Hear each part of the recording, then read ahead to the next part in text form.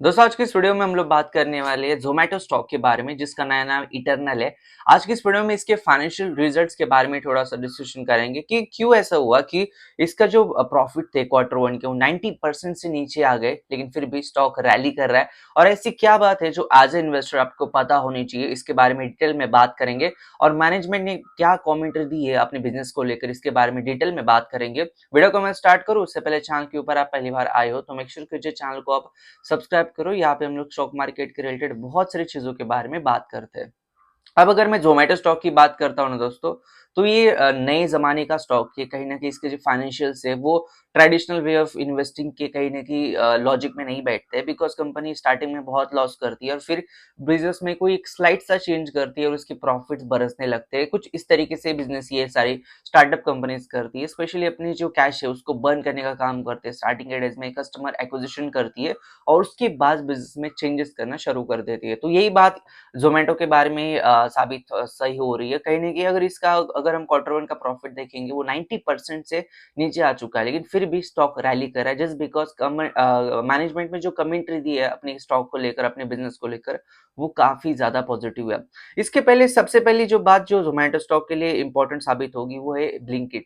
Blinkit का applications किसी ने कभी नहीं सोचा था कि ये ज़ोमैटो के रेवेन्यू को सरपास करेगा, लेकिन ज़ोमैटो का जो मैनेजमेंट है, इटर्नल का जो मैनेजमेंट है, इन्होंने बताया कि जो ब्लिंकिट का जो रेवेन्यू है, ये ज़ोमैटो के फूड जो बिज़नेस है, इसको सरपास कर रहा है। कहीं न कहीं ज़ोमैटो का जो ब्लिंकिट का जो 10 मिनट डिलीवरी वाला जो सेगमेंट है, कहीं न कहीं ये बहुत ज़्यादा रेवेन्यू पैदा कर रहा है ये पूरी कंपनी के लिए, पूरे बिज़नेस के लिए। और जो कि एक काफ़ी ज़्यादा पॉजिटिव बात है, बिकॉज़ बिज़नेस के अंदर इस ब्लिंकिट के थ्रू ही अपने बिज़नेस को पाइवट करने का आने वाले दिनों में प्लान लग रहा है मैनेजमेंट का। और कहीं न कहीं इस वजह से एक नया वर्टिकल ओपन अप हो सकता है बिजनेस के लिए।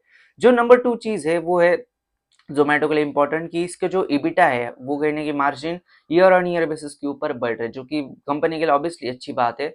एंड नंबर 3 थिंग जो कि और ज़्यादा इंटरेस्टिंग है कि आने वाले दिनों में जो फूड डिलीवरी सेगमेंट है इसके अंदर मैनेजमेंट एंट्री करने वाले हैं। कहीं न कहीं आने वाले दिनों में ब्लिंकिट के थ्रू जो ग्रोसरी डिलीवरी करने का काम जो कंपनी कर रही है, इसके थ्रू ही फूड डिलीवरी करने का काम कहीं न कहीं मैनेजमेंट सोच रहा है। कहीं न कहीं और एक नया सेगमेंट ओपन करने का भी मैनेजमेंट सोच रहा है।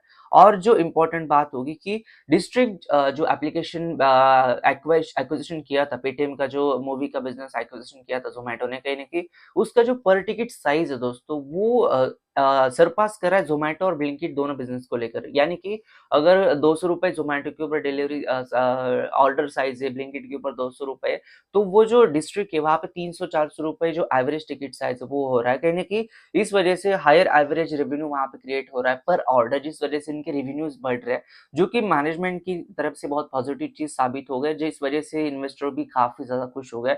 और यही रीज़न है कि ज़ोमैटो के 90% प्रॉफिट नीचे आने के बावजूद भी लोगों ने इसको बहुत ज़्यादा सराहा, लोगों ने इसको बहुत ज़्यादा एप्रिशिएट किया इस पूरे रिज़ल्ट को।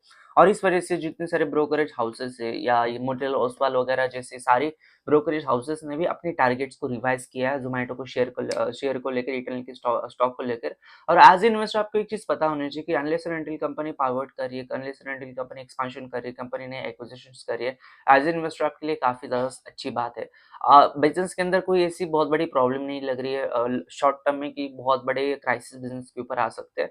नई एज बिज़नेस है तो इस वजह से इनके बिज़नेस मॉडल थोड़े अलग हो सकता है कंपनी आपको लॉस प्रॉफिट के अंदर खेलती हुई नज़र आ सकती है, लेकिन हो सकता है एक लेवल के ऊपर पहुँचने के बाद इनके रेवेन्यू और प्रॉफिट्स बहुत ज़्यादा एक्स्पोनेंशियली बढ़ सकते हैं। तो एज़ एन इन्वेस्टर आपको आने वाले क्वार्टर में किस तरीके से कंपनी परफॉर्म करती है, ये देखना चाहिए और उसके बाद ही आपका डिसीजन ले लो। और ये भी कोई बाय और सेल रिकमेंडेशन है नहीं, कोई भी स्टॉक को बाय और सेल करने से पहले आपकी स्टॉक मार्केट एडवाइजर की सलाह ज़रूर लीजिए।